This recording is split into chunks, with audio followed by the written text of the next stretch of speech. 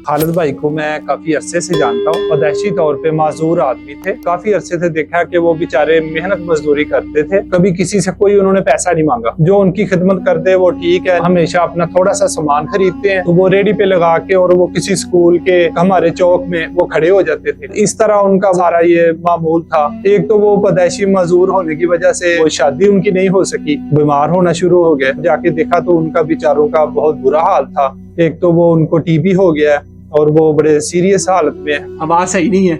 हाँ, और क्या मसला है?